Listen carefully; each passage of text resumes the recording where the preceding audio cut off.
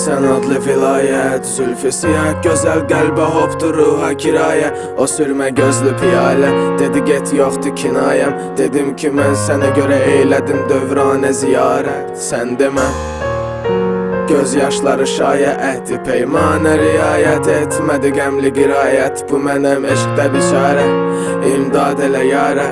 Sənə məhkuməm və xəbərdardı bütün el aləm. Aşıq eşqə güvənməz, eşqə güvənməz, ləbləri əsla gülənməz, əsla gülənməz. nəğməyi müxəmməz, səndən yadigardır. Nəbadə ağıl qəlbə əmr edərkən əllə silənməz. Həmişə batardı yanaq, telini də atardı yana. Amma gözlərini rəyimə yatardı yama. Nərdə vadalaşa barışı qatardıq, amma nə bilərdik ayrılığı dadardıq. Amma səni sevdirib sonra səni satardı zaman. Xoşbəxtliyimizi apardı dayan, uzağa yola düşən qatar dayanar mı səncə?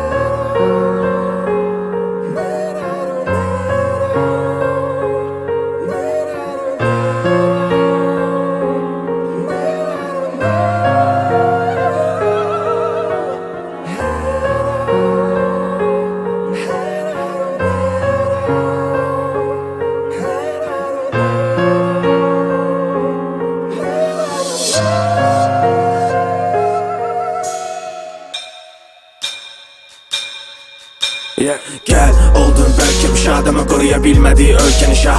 Bir getoy sonra bilgən şan, bilmədiyi sönər erkən şam. Sən işdən ağlayan ərgən uşaq, geri gəlməzinə göydəki şar. Bağlayar özünə zərgərdaş, mən səni sevirəm.